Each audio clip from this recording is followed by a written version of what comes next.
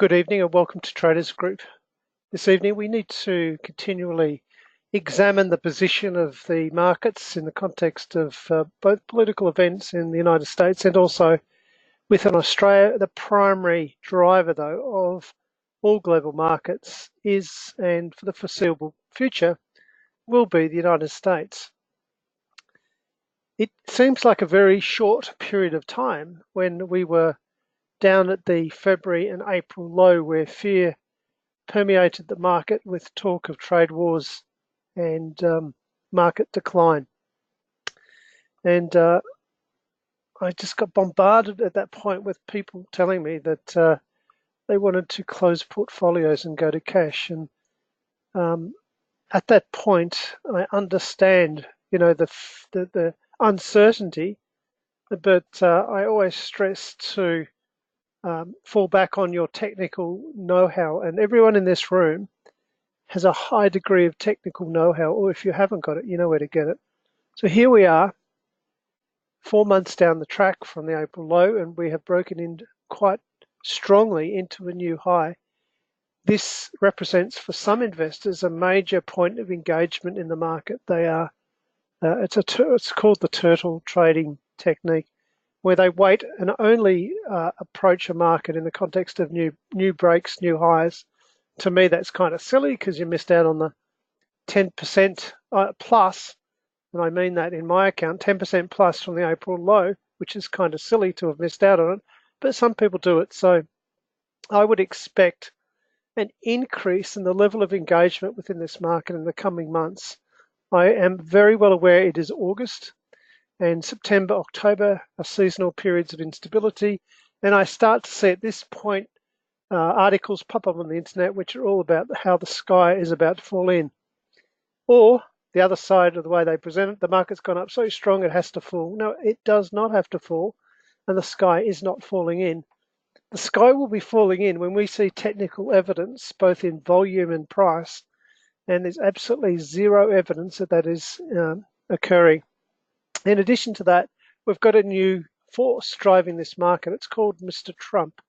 Mr. Trump has changed the way US markets are operating and integrating with the rest of the world. And at this point, it's obviously positive to the US, and it's being reflected in US markets as they break into new highs. So my sense of it is that we are in probably a period of extremely strong growth. And don't be surprised if we even avoid any instability in September. There is no such evidence at the moment. The market is obviously accelerating, and the volatility of these markets has declined dramatically. Meaning, when I say volatility, I'm talking about historical volatility, which is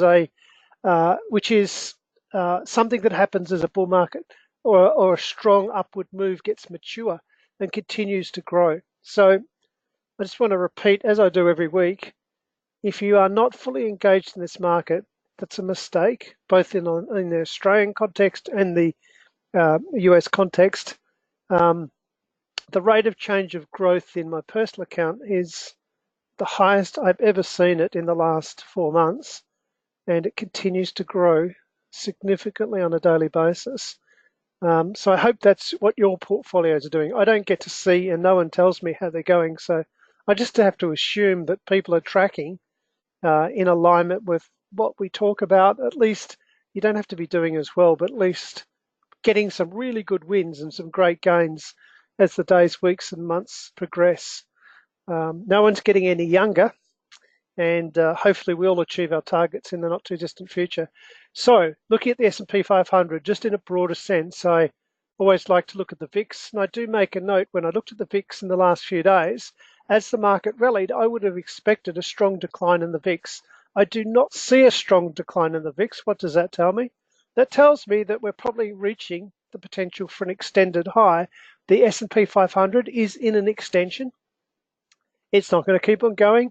It is tracking way above its average, but I'm just a tad surprised that this didn't go down and break into a new low. It didn't. So therefore, that is just a little piece of information in the context of lots of information that tell me S&P 500 as you well know, every day it gets away from its average, the propensity to revert to its average gets greater and greater.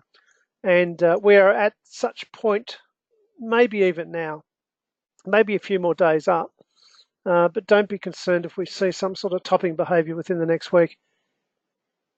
Looking at other markets around the United States, primarily the IWM, mid-cap shares, I love to watch that because it's quite sensitive. We can observe a triangle pattern that we drew on there many days, weeks and months ago. Alan said that that pattern represents a strong continuation pattern to the upside in a bull market move, and that is a true statement. It has strongly broken out and continues to do so. So when you're looking for weakness in the US markets, there absolutely is zero weakness in US markets. And that can be firmed whether you look at rotational charts or whether you look at straight price charts. I mean, there's some exceptional sectors within the US and not so. I'll point those out tonight. But I think we all know what's going on and what's likely to continue into the near and potentially the distant future. Tracking around the world, I like to keep track of other markets because for global markets to support global growth, we need everyone to be having a decent move. And when we look at EWG, we drew this W pattern on screen. It is not complete, but it is tracking above its not quite ascending 20-period moving average, but I believe that will complete. That's probably a low, and it'll be confirmed in the next week or so. Coming across to the actual DAX index, it also was potentially, my downloads are a bit slow, it was also potentially putting in a low, remembering that the pullback of this big, ugly looking double bottom thing on the right hand side of the screen was 0.618. I just did that wrong. Apologies. Just give me one moment. Try it again. Was 0.618 pullback of its range down, which just means it's normal market behavior. It's come back, it's done a retest of that level. It hasn't completed a W pattern type accumulation phase, but it is accumulating. Would I be investing in German shares at the moment? No, I won't. Look, this is a massive sidewards accumulation phase that is not complete. There is easier money elsewhere on this planet than investing in European stocks at the moment, represented by the DAX. Coming across to FXI. FXI, that's the large cap index traded on NYSE representing Chinese stocks. I had a much deeper inverted head and shoulders pattern, but I see that this market has done a capitulation, then a strong rally. What has to happen next is it needs to stop at its neckline and track sideways and complete an accumulation phase. This is a good sign because it looks like the DAX Europe, the European Economic Area, and China look like they're putting in bases which are the end of recent falls. This is not complete. If the left shoulder took a month and a half to complete, the right shoulder will take often a month and a half to complete. Therefore, I personally wouldn't be investing in Chinese shares. There is a lot easier money to be made than investing in China just at the moment. Let's go have a look at the Shanghai Composite just in comparison. Looking at the Shanghai Composite, it did a much shallower inverted head and shoulders pattern, hasn't broken trend. This is all early development of early development of accumulation phases. What's probably interesting is that if the Chinese market is forming a base, we would anticipate that metals and mining has already or is in the process of forming a base. Why? Because they're both very highly correlated to each other. That's a good thing because of late I haven't been interested in metals and mining because it broke trend, it broke a triangle, had a huge capitulation phase. We'll visit metals and mining in a moment after we do indexes. Would I be interested in, again, investing in Chinese stocks? I don't think so. Once again, there's a lot easier money to be made than investing in shares or indexes, which are in big accumulation phases. Both those markets look like they are technically damaged and have been in the last few months, but we all know why. It's all due to trade negotiations with the US and the imbalance that has occurred is now being rebalanced to the United States' favour. Hence, I believe they have factored in lower growth over the next, I don't know how many years, but it's already factored in. It's done. Times, we move on. Agreements are being negotiated, even though you get this underlying storyline or narrative of argument, but that's not true. Can't be true. These are big economic blocks that need to get along and feed off each other, and that's exactly what I see. Again, it's all to the US's advantage. Trump has been aggressive. He's right, in my view. That's not a personal opinion about the guy himself, just his economic policy. Why would you not approach or go after an aggressive economic policy that favoured your country? I mean, why would you not? That's all he's doing. If our politicians did the same, which they probably are not capable of doing, that would be a great thing for Australia. So I believe he's done the good thing, and it will benefit us, I believe, in the long run, even in the short run. Let's go and track, while I'm on the topic of China, I'll come back to Australia in a moment, and just quickly look at XMM. And this is important because if the Chinese markets have bottomed, probably so has XMM. So this is XMM, which is the Australian Metals and Mining chart. And as we know, it was tracking in a triangle pattern, a declining or a descending triangle pattern, which broke to the downside and did a capitulation phase. I exited my metals and mining as it broke that triangle, and I'm not going to go back in there. Why? Because if it's done a capitulation, what has to happen next is it needs to rally. Then it needs to do probably, not definitely, a right shoulder. If that right shoulder takes as long as the left shoulder, we could be still looking at days, weeks, maybe even a month out before that is complete. And I know, I've said it now 4 times, there is easier money to be made than waiting for metals and mining to complete accumulation phases. Therefore, I'm not and don't intend to be anywhere near metals and mining in the foreseeable future, unless you find something exceptional, but I don't think so. I mean, we could look at Rio. It's had this huge capitulation phase, hasn't even started its rally. We can compare and contrast against lots of others. I'm sure you'll find something that looks great, but generally speaking, it's not the place to be at this point in time. Coming across to XME, just in comparison, this is the United States Metals and Mining Index. I'm focused in on these because the Chinese are bottom, so these should be bottoming. It's the same story. It looks like it's doing a inverted head and shoulders pattern, which probably means a strong move. Probably maybe a good trading market for the next few weeks. A good, strong trading market as it completes its inverted head and shoulders pattern up to the neckline. And then I'm really thinking about investing at the moment. I'm not willing to wait 2 months for this to complete. Time equals money within markets. If you're positioned within the strongest sectors within the market, that's where the money is, and that's what's being reflected in the model portfolio that I show you on a continuing basis. Let's come across to Australia.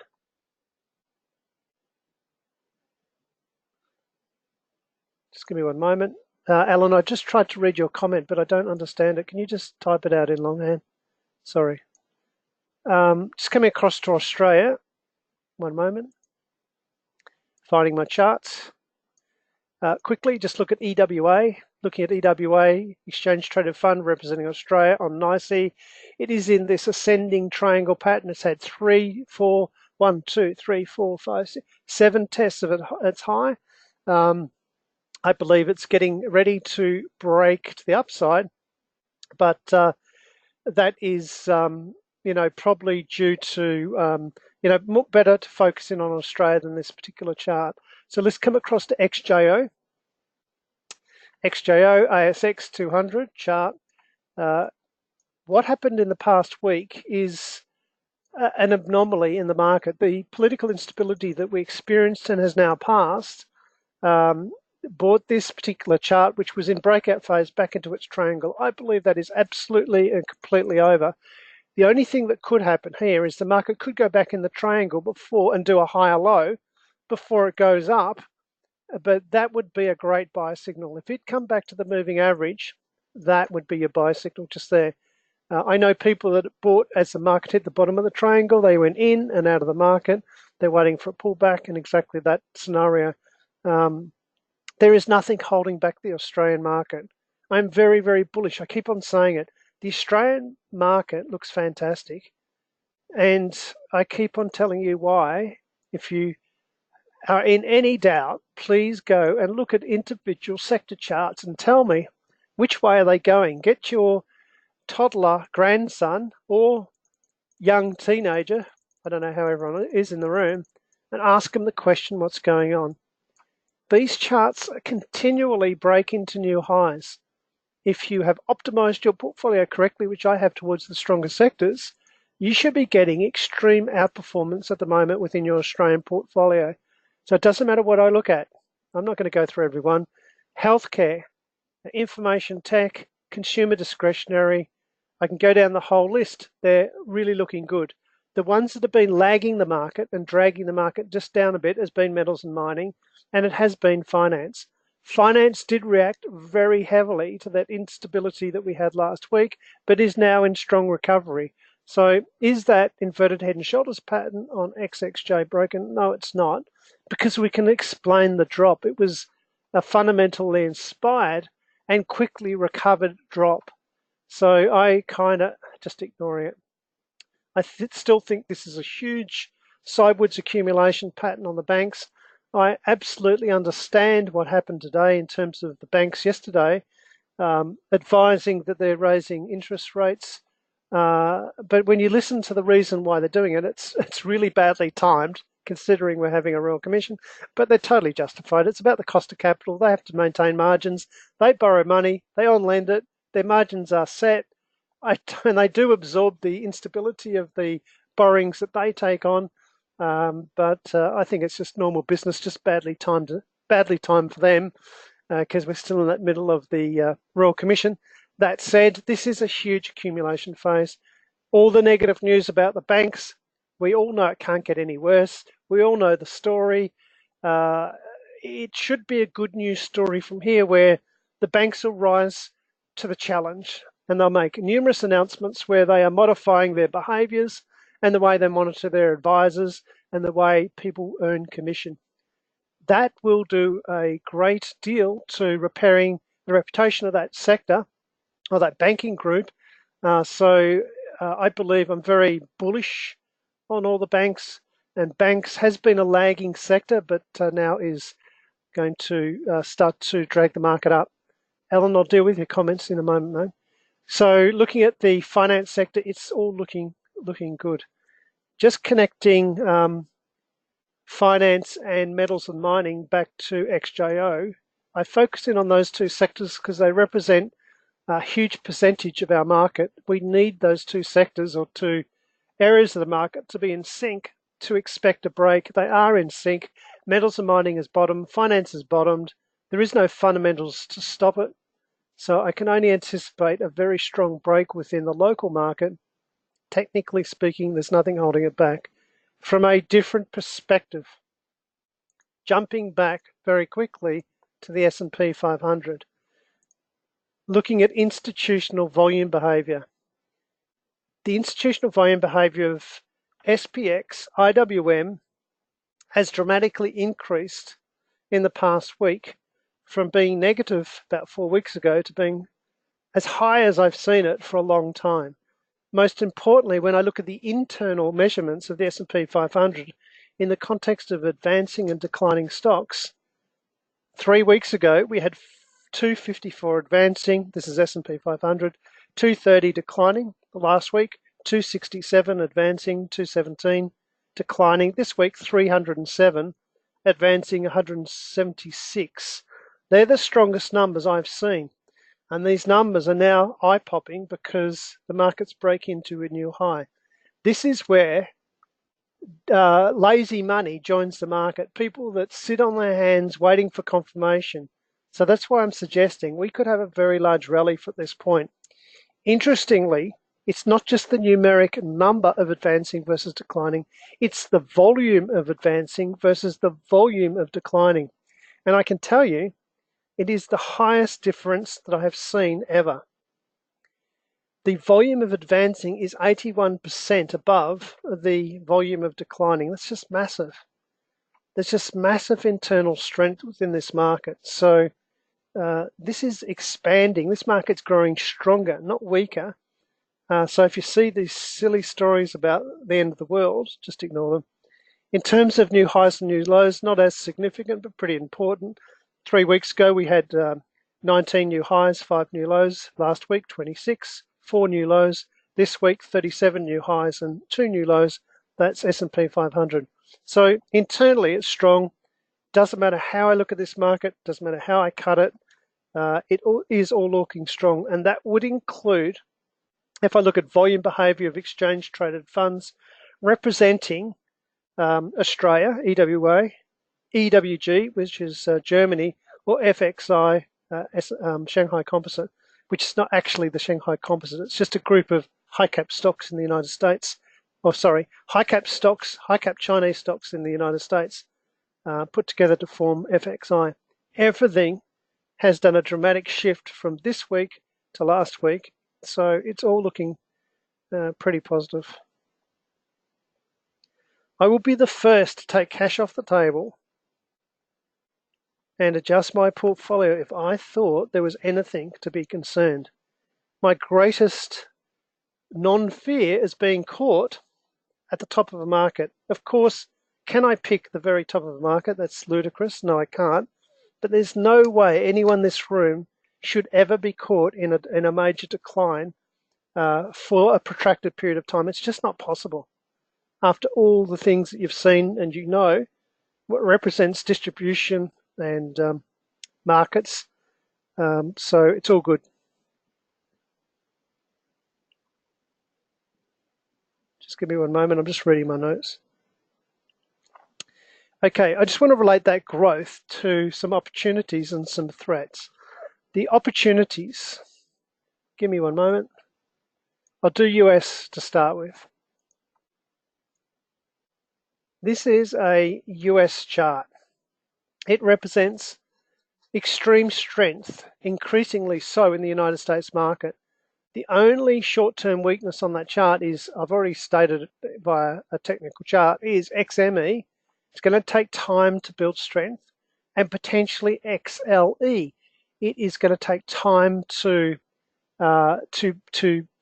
pick up strength from its recent weakness. And telecom. So the 3 weakest areas of US markets are those 3. Energies, they are, don't get me wrong, they are putting in a base, but they broke trend, which means if they break trend, they've got to go through accumulation before they could make a move. So why would you wait? Why would you not position yourself for strength? And the strength is in the rest. The rest is tech, discretionary, hasn't changed. Healthcare hasn't changed. And the new kids on the block, which have been not so good, but are now showing some signs of life, which is XLF and XLI. Now, I just want to remind you, many weeks ago, we were talking about XLP, which is staples. And I pointed out that the chart looked horrible. But the reason the chart looked horrible, that is the actual chart, because XLP, staples, had been in a decline. But this is telling us that the market's about to break to the upside. That story that I told nearly 3 months ago, I could now tell you the same story about XLF and XLI. Let's go have a look at the 2 charts. I want you to learn something here. Sometimes when you look at the charts, obviously we can't see into the future, but this chart I'm showing you seriously preempts what should and probably is about to happen. Therefore, this evening, after I finish, I have to do a lot of work on those 2 sectors to potentially shift and change my exposure to industrials and finance. I just want to show you those 2 charts in XLP. It's a really good lesson. I've given you this lesson before, but let me just show you again. Okay, let's look at XLP. Because when I first made the comment, it is not obvious. I actually said that it's not obvious. The reason I said it's not obvious is because we were down in June months ago, 2 months ago, 3 months ago, and she had been in a strong decline, and now we've got a strong rally. Let's go and compare that against finance. It has been a non-performer, but the chart says probably this is the beginning of the move. So we can see if I cleaned up the chart, which is in a huge mess, it has gone nowhere for days, weeks, and months. I did stay in some finance stocks, but they're in a very special area of diversified financials. Even that wasn't the right thing to do, to be honest. This has been in a sideways move. It is saying it is getting ready to make its move. And that would be true with the industrial sector within the United States. I got out of my industrials many, many, many months ago. But what the charts say, that this mess, this sideways mess is over, and we're about to go through a period of expansion in what will be new opportunities. Sectors are weak and they lag the market. Sectors then take leadership. It is called, as you all know, anyone that has done our momentum course, it is the theory of the rotating areas of economic growth through our respective economies. So this is not something that we haven't heard before. I'm just showing you some actual pictures, and I'll come back to industrials and finance. I would expect in the next 3 months to have a similar picture on screen as I would have the consumer staples. I just want to do something which is a bit preemptive, and just give me one moment. I'm just going to bring across my chart once again, which is the consumer staples chart. XLP at the top of this chart, it's in blue. I don't really like to see a chart do what it's doing because this represents many stocks that I can't look at every stock. The chart is a summary. There's something happening in XLP, and I'm a little bit concerned. It should have pushed with expanding data points into the leading quadrant. It didn't. So I'm just going to go and grab XLP just for one moment. And just as a notation, because I'm committed into XLP, I put a trend line on XLP. If I see that trend line get dramatically broken and then I see a lower high, I'm going to exit all my XLP stocks. I've been in there for quite a while, so I won't lose any money. These are the sort of things I look for if I'm not willing to lose any capital growth, and I'll tell you right now, I'm not willing to lose any capital growth in my portfolio. I don't like it. I don't want it. I'm not going to place any stops because I'm looking at the market every day. Don't have to do that. But I am aware that there's just that first little signal of potential weakness on this chart. And I'm not getting it from a price chart. I'm getting it from a relative rotation graph. Okay, Alan, let me come back to all your comments. Alan said he's late in due to aircraft arrivals. You missed the S&P 500. Alan, just listen to the recording tomorrow. I might, if I've got time, I'll do a quick summary. Okay, XLF. Okay, Alan has pointed out that it is a huge inverted head and shoulders pattern. Just give me one moment. Oh, absolutely correct. That's a good summary. That's its capitulation. Remember, from very broad-based accumulation patterns, what comes from that? Very, very large expansions. So just from a technical perspective, this is about to break trend or break its neckline. This is the beginning of a strong, protracted upward trend. Now is a good time to position yourself within financials. Okay, just while I'm on Alan's comments, I just want to pick up XTJ.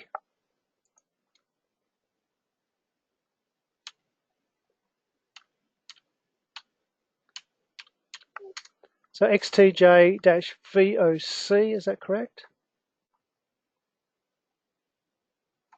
Oh, sorry. I've typed it in wrong. I meant to type in VOC-ASX. Sorry, I'm losing my brain. Okay, so Alan's just pointing out that, and we can have a look at the Australian market in a moment. Telecoms are making a bit of a move. I'll come back to this chart in a moment. Let me just move from the strength chart from the US to the strength chart of the ASX. And we can see on the far left of screen, there is a strong move on XTJ, as Alan's pointing out. I'm not in love with XTJs because the market's so thin, and I don't feel like I need to spread myself over the whole market. Of course, I need to diversify, but you can do it with what is already available. The two weakest areas in this market are metals and mining, which is material sector, which we've talked about already, and that's it. 9 out of 10 sectors within the Australian market are strong. That's extraordinary. I've never seen such strength. So please be aware, we may get a really big break in the Australian market. We already have. We've had a huge time correction, which is the triangle. Often out of those ascending triangles, we get large breaks in the direction of the market. The direction of the market is up. So please be aware that if you're trading or positioning, you cannot do much wrong within the Australian market coming up. But where would you look? Healthcare. That applies to both the US and the United States. I'm now referring to trading. Healthcare is the strongest market in the US. And to be honest, yes, it's also the strongest in the US and the strongest in Australia. I need no more evidence. I'll go look at my own portfolio. I'm not going to look at all my stocks, so just quickly. I own RMD. I think I've showed you all this before. Breaking, going through the roof. COH, going through the roof. That's the one that I bought on the gap. CSL, going through the roof. And I purchased this just yesterday, MYL, and I closed one of my non-performing healthcare. I don't think it's even healthcare. ANN, I think it may be consumer discretionary. But anyway, I bought this pharmaceutical company. So that's my exposure on the ASX. Coming across to US, I don't really look at these very often, but just interesting. GTHX, I think I've shown you all this before. Looking fantastic, just going through the roof. Like it. BGNE, I'm only going to show you healthcare stocks. Putting in a base hasn't gone anywhere. I think I showed you this last week. PTCT, looking steady to the upside, and ILMN. Now, while I'm on healthcare stocks, there is someone that sent me a list of healthcare stocks that he feels could be great trading opportunities. It's Brian. And Brian, you're listening to this via recording because you sent me an email. So let me just talk to you as if you're in the room. I've got a couple of comments to make within your selection while we're on healthcare. Brian selected a number of stocks. I've got them on screen.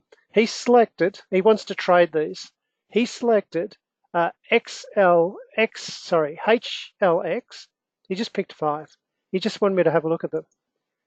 AGN, BSX,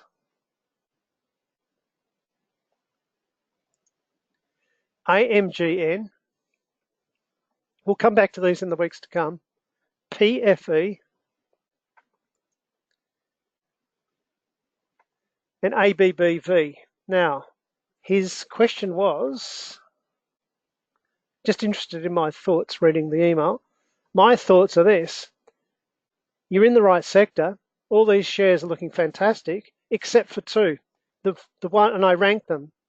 ABBV, I wouldn't be bothering with. It's in a sideways accumulation phase, which isn't trending. It's not a stock that you'd be using for trading. So please don't trade ABBV. PFE. Not only do I study price action, I study institutional volume behavior, and there's some warning signals on this stock. It is not obvious on the chart. I wouldn't be trading PFE. All other selections that you've made, HLX, AGN, BSX, AMGN, AMGN, so there's only 4 out of your 6. The top 4 look fantastic.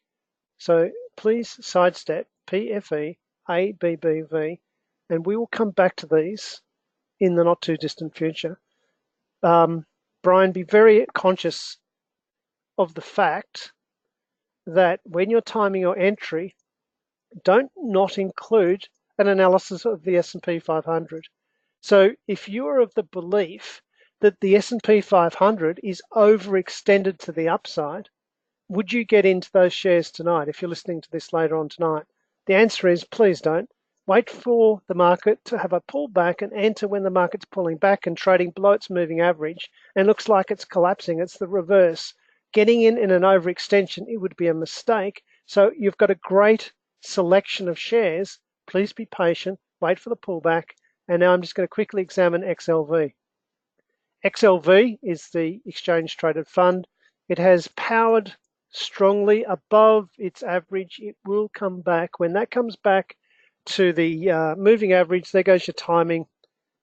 So just be patient. Great selection. You're nearly there. Just give me one moment. I just got to read my notes. I think I covered the questions for Brian. Brian, if you've got any further questions for me, you know you can send me an email, call me anytime, and I shall answer them. Okay, we need to go over and check out other elements of the market, which are important elements to me from a portfolio perspective and also potentially for traders. Just because I use the word in this room, investing and trading, I mean, we're talking about gold and foreign exchange in the form of the Australian dollar. My focus on the Australian dollar is more from its impact on my portfolio.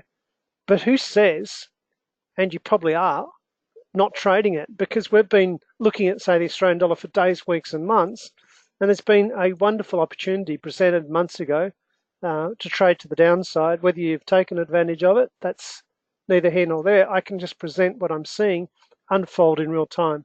So let's go check out the currencies to start with. I'll go to a weekly chart to keep it in perspective because we do have new people in this room. And what we've been looking at is the Australian dollar in a slow grinding upward channel, which broke down in April. That is a good thing if you're holding US dollar portfolio, or you're just holding US dollars generally speaking, which I have people that are sitting on cash, lots of US dollars. One guy's got $500,000, the lucky sod. Okay, so looking at this pattern of the chart, where's it going? Well, we do note that the last two extensions to the downside were equal roughly, and this current extension to the downside has not reached 100%. What is the likelihood of it getting there? I can't answer that because I can't see the future.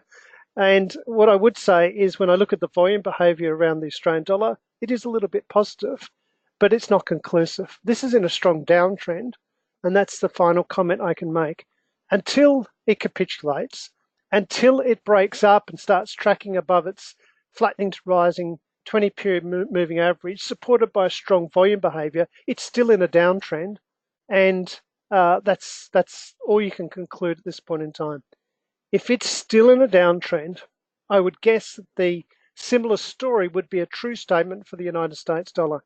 This is the US dollar against ASX, and when I look at the volume behavior of UUP, which is a exchange traded fund, and also the US dollar index, it is slightly negative, but nothing is conclusive on this chart. This chart is bullish, and all it's doing is coming back to that strong trending upward moving line, sometimes erratically, but it is in a strong uptrend.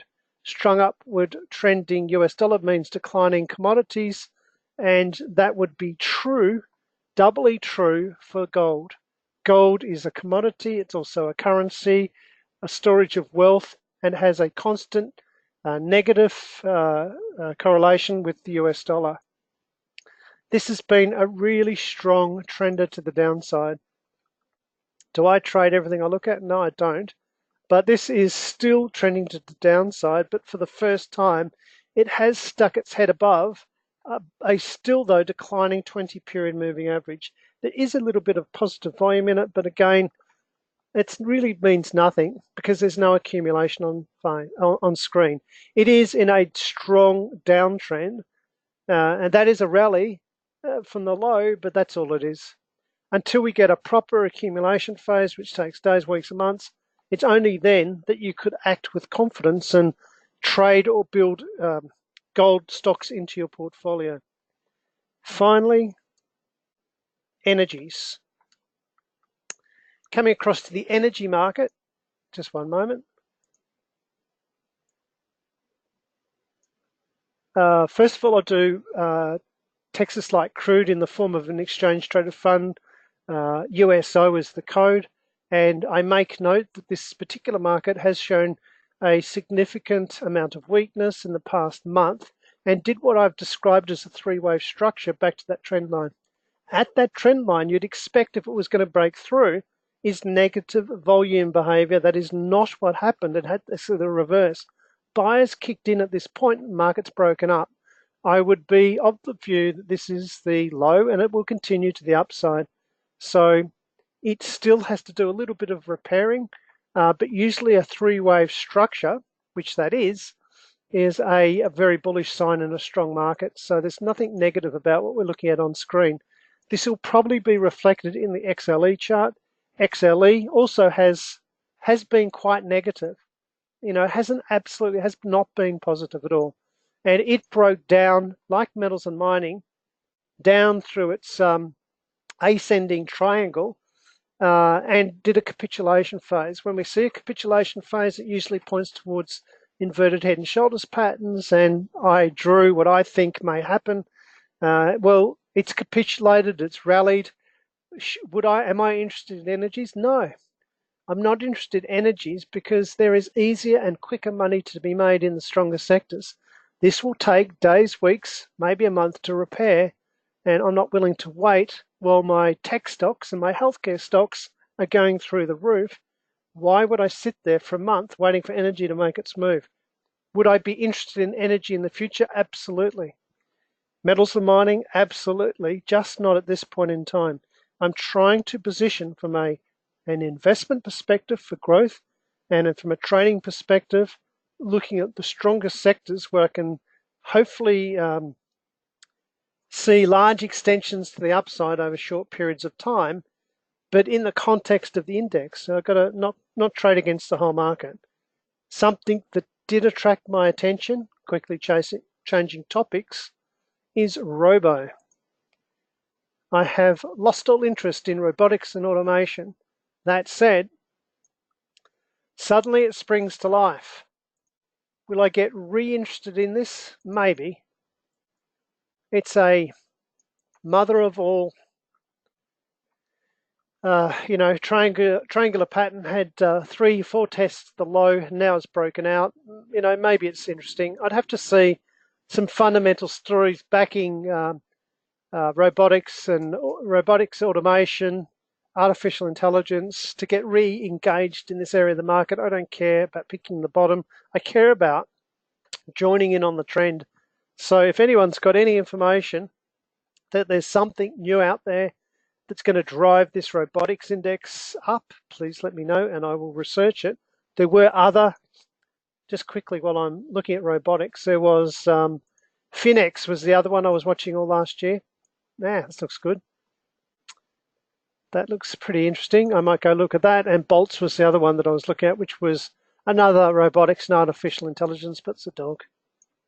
There was one other. Just give me one moment, guys. There was one other. It was the gaming ETF. That's a dog. And there was one other, blockchain, XBT.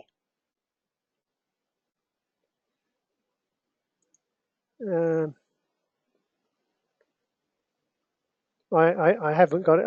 I've taken my eye off blockchain. We can have a quick look at the chart for Bitcoin, but it's gone off the boil. So, but don't bother with the cryptos. They'll come back in a different form. But as I've said all along, the blockchain technology is going to be huge. That's the place to focus in on as the years go by. I don't know how quickly, but I know it's being integrated in a lot of financial systems around the world, and